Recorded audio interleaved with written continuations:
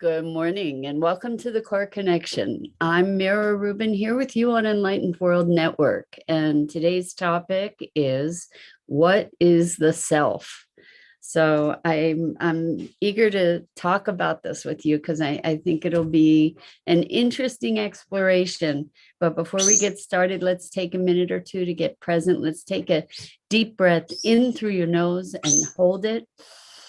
And imagine clean, crisp oxygen flooding your lungs and flowing into your bloodstream, nourishing all your cells, your organs, and bringing vital life energy to your body and being. And as you exhale any tension, stress, negativity, fatigue. And now let's take another deep breath in through your nose and hold it. And imagine brilliant, bright light lighting you up from the inside out, electrifying, energizing, illuminating all your cells, all your molecules, all your electrons, lighting you up from the inside out. And as you exhale any remaining tension, stress, negativity, fatigue. And now let's just gently press our palms together and very softly, softly, softly rub your fingers against your palms to feel the deliciousness of that sensation and allow yourselves to become present right here, right now in this wonderful physical form. So welcome, welcome, welcome. It's so good to be here with you. And as always, today we're talking about what is the self. So, when we look, I think that we all believe that we are a self, like we can define who we are in a certain respect. We can, when we define who we are, it often looks like what we do for a living, or what we do for entertainment, or our relationships. We look at defining ourselves by the roles that we play, perhaps in a family, being a parent, a sibling, a child, being a relative,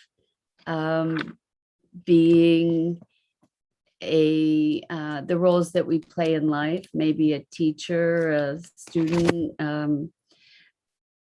a philanthropist, an investor. There are all these roles that we define ourselves by. And good morning, Lisa. So good to have you here with us. Welcome. We're talking about what is the self, essentially. Who are we? What are we? What is this, this beingness that we are? We often cling to certain identities, and we're just having a look at what that looks like. So when we, yeah, right. It is a good question. Lisa says, good question. So yes. So let's look at this, like really, really candidly. Let's look at, who am I? What is the self? And when we talk about being selfish or selfless, what is that? And I know that we spend a lot of time talking about being present and being centered and connected to our essential self. But what is that? What is that? So when I am present, I think my sense of myself dissolves into being able to be responsive to the moment. My sense of identity dissolves into responsiveness, when we're in flow. And so if we are, like, if we identify ourselves, for instance, with being, let's see, being kind. Are there moments when you're not kind? So are you not yourself? That brings to mind or is yourself beyond kindness? There are moments when we've experienced not quite being ourselves. What does that mean? What does that mean? And what is the metric that we're measuring against? So when you think of yourself, what do you think about you? Like, what do you know of yourself? I remember this question really arose because I heard something. Good morning, Bernadette. Welcome. So good to have you here. We're talking about what is the self? Who are we really? And there was a thing on NPR where they were interviewing people and they were asking people, who are you? Who are you? And beyond the superficial answers, I'm going to call them superficial, the superficial answers of, I am a child, I am a parent, I am a mother, I am a teacher, I am a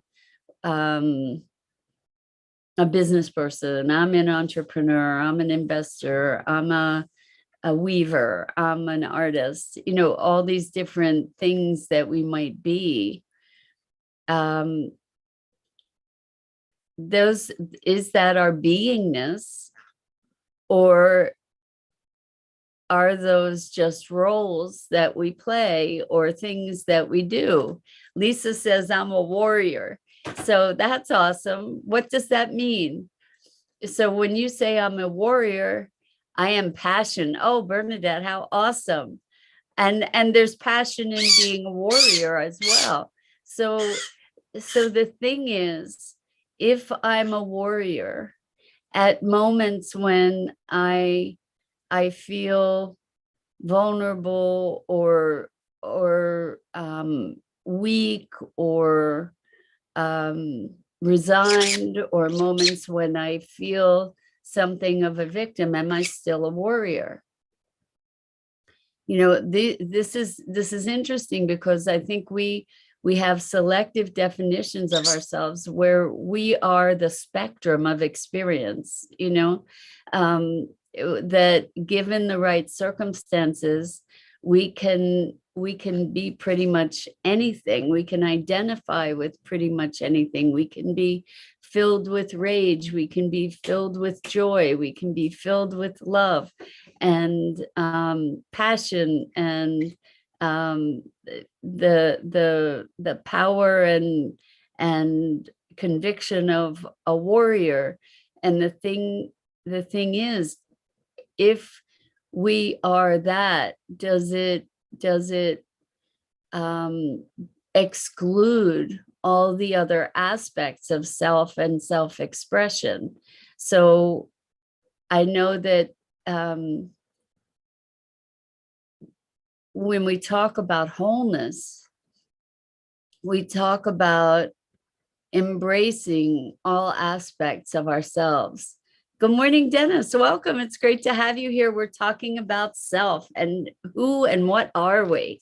And Bernadette says, life is forever revolving around us. So does our descriptions. Exactly. So who we are in a moment, or how we behave in a moment, is that who we are? Or are we something beyond that? So in terms of a true, honest definition, what I've come up with for myself is that I am life expressing itself through me, that I am an ebb and flow of experience and emotion and perception. And if we get more specific than that, then, as you said, Bernadette, we're talking about descriptions, right? Because, people will say, I'm a good person. And as a good person, I'm wondering if there are moments when we behave in ways that we wouldn't necessarily align with the notion of being a good person, right? And that's part of human nature. And then we maybe get disappointed or angry or despairing about the fact that we didn't live up to the identity that we had for ourselves. Bernadette says, when you forever live in the moment, it is raw purity of who we are. 100%, Bernadette. You know, like when we're in the moment, we get to be responsive to the flow of life, right? We get to be in that flow, and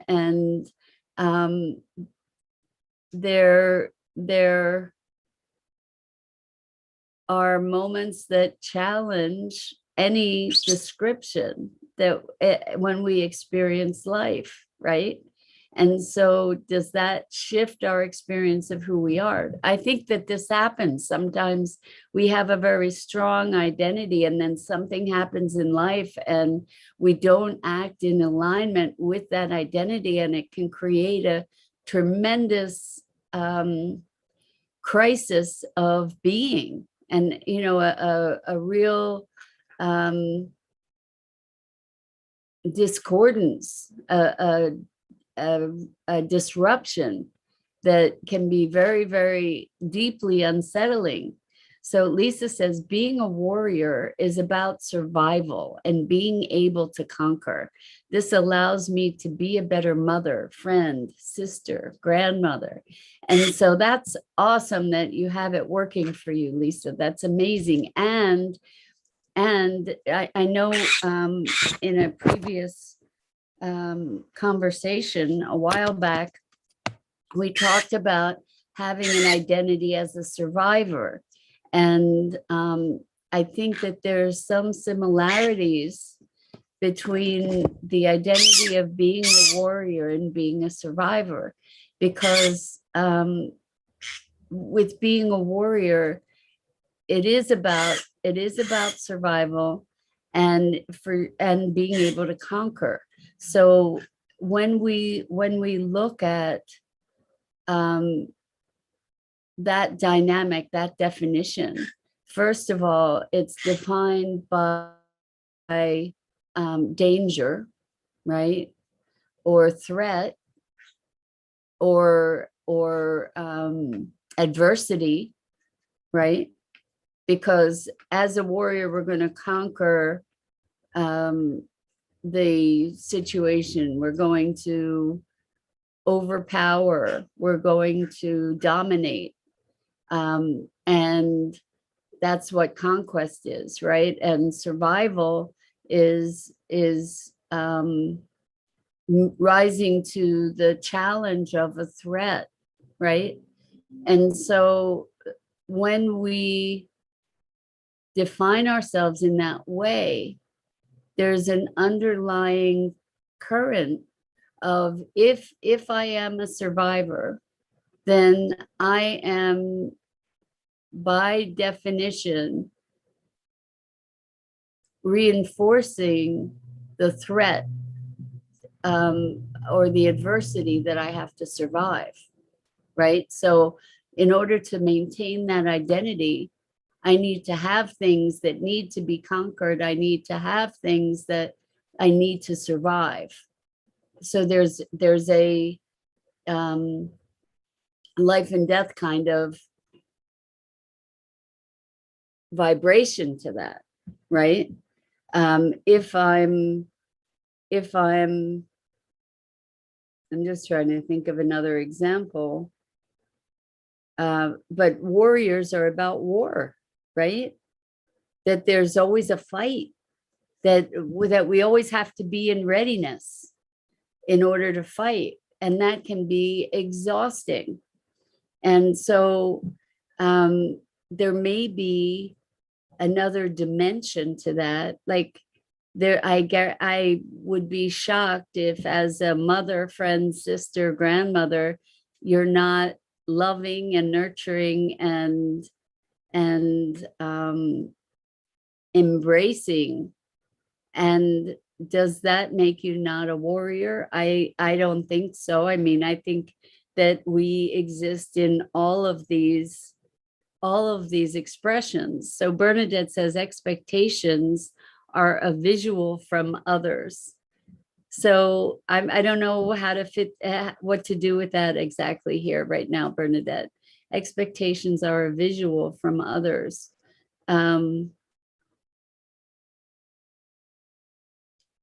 I think that we have expectations of ourselves also. Like we identify, like I'm a good person, and therefore I wouldn't do that, and that.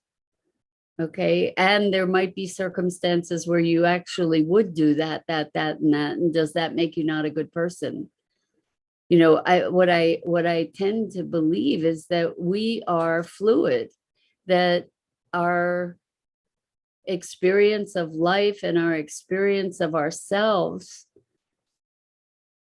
is that the self is a much more elusive thing to define than in simple sound bites, right? Because we are the experience of life, right? We are an expression and a unique expression of the experience of life. I find it interesting that we do cling to certain identities. And this is one of the reasons. Welcome, welcome, Elaine. This is your kind of conversation for sure. We're talking about what is the self, like really. And I think that we cling to certain identities of ourselves, who we believe ourselves to be. And that is, to what Bernadette said earlier, that is an expectation, right?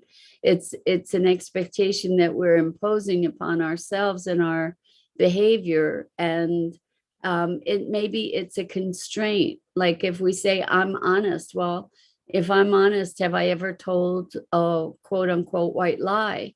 Does that make me dishonest? I was watching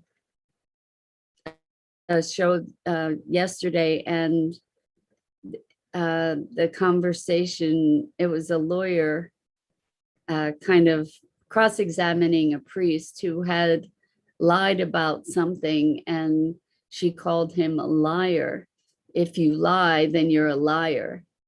And but interestingly, if you tell the truth, does it mean you never lie? If you lie, does it mean you never tell the truth? These are really interesting nuances I think we get to look at, so that we can experience greater freedom. Bernadette says, we tend to fall into a loophole of who we were meant to be, 100%. Yes, so much of our identity, so much of who we define ourselves as are imposed upon us through growing up, where people perceive us to be certain ways. And so Bernadette says, therefore, it's what others expect us to be, opposed to coming from your very own passion and making life fit into your soul. Yes, it's true. So we may grow up being told we're stupid, or that we're told we're brilliant, or we're told we're useless, or we're bad, or we're wrong, or we're brilliant, and that we're special, or there are all different things that we grow up with, and then we are entrained to those identities. And Lisa says fat, so maybe that becomes an identity, right? I'm fat. I am fat. Wow. As an identity. I'm poor. I'm sickly. Most of these things that we're entrained into, there's so many negative things that we accept for who we are. Bernadette says, I was told I was an amazing singer as a child. I do hand out earplugs as an adult and cover all glass. Well, I hope you're still singing, Bernadette. I hope you are. I was told I was a terrible singer, so I sing to myself, but I don't sing to anybody else because I was told I'm a terrible singer.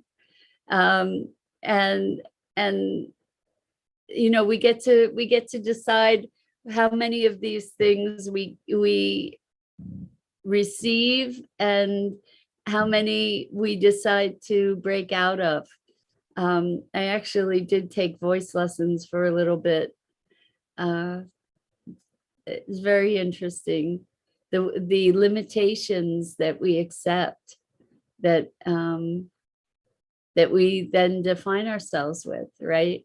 So I remember a period of time, it was a really heavy duty period of healing for me, where I allowed myself to be all things.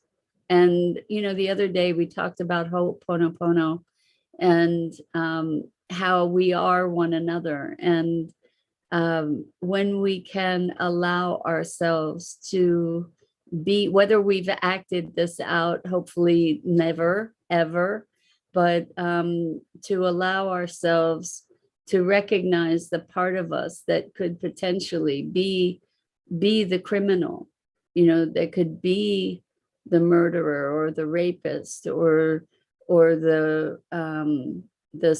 sociopath or to recognize the capacity for all of that within ourselves, as well as the enlightened master and the shadow and the light and the everything in between. When we can recognize our capacity for all things in that way, we then have a wholeness. We then have the ability to accept the things that that we've done that we're not proud of, to compassionately embrace that part of ourselves in order to heal it. So Elaine says, the self that we believe we are, the self that we believe that we are, created by conditioned response to the mind. The false self has labels, beliefs, diagnoses, right or wrong, good or bad. I am the gentle stillness. I am the nothing. I am the limitless and boundless, undefinable, but by the mind, but can be felt. Elaine, that is perfect and beautiful. Thank you for that. Exactly. That's exactly what we're getting to, is I am the everything, essentially. And I am life expressing itself through me. That's what I came up with for me. And Bernadette says, oh, I do. So meaning I still sing. Oh, I do. And adult perceptions are totally different from childhood, where they told you were a wonderful, wonderful singer. Singing is definitely not my calling. I could wake the dead, LOL. That's hysterical, Bernadette. But at least you're still singing, and that's really, really important. That's awesome. Lisa says, so how do you deal with someone who calls you a liar for keeping parts of my life private, tells you that's sneaky? Well, I would suspect that whoever that is not sharing all aspects of their life with you either, Lisa. I don't think any of us share all aspects of our lives. I don't think it's possible to. There's so much, we live such rich lives. And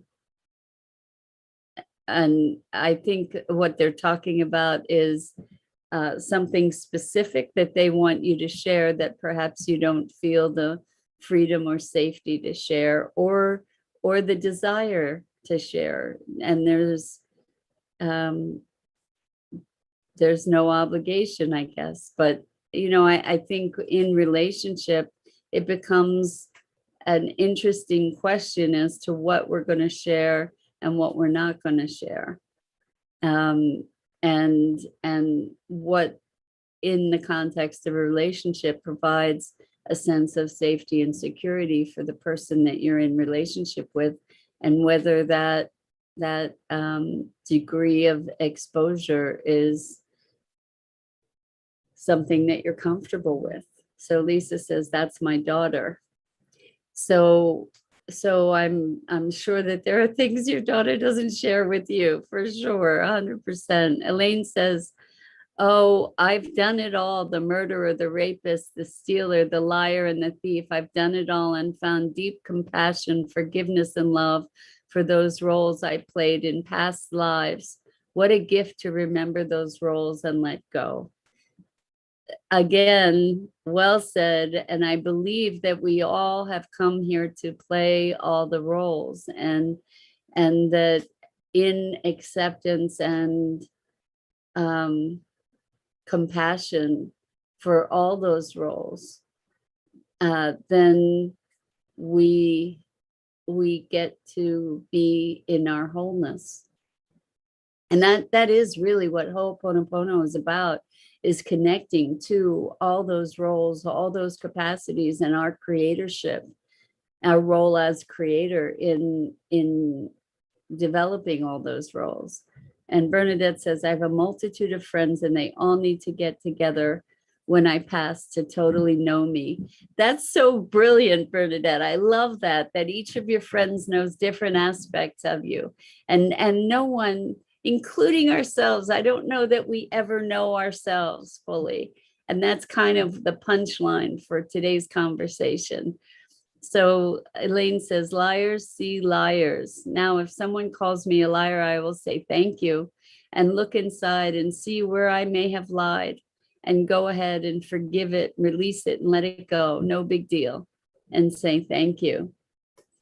And that's a really interesting approach, to be able to look inside and say, okay, you perceive me as a liar, so you're reflecting that back to me.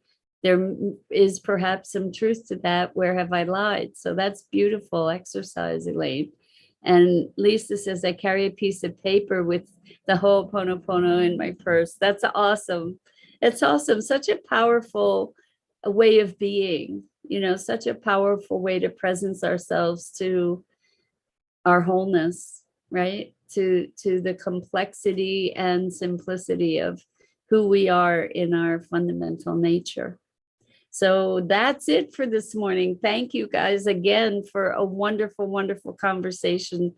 I so appreciate it. And I'm Mira Rubin, here with you on the Core Connection. I go live on the Enlightened World Network Facebook page each weekday morning at 9 a.m. Eastern. Please check out the other awesome programming on Enlightened World Network. And I just am so delighted to share this time with you, and I hope to see you again here soon.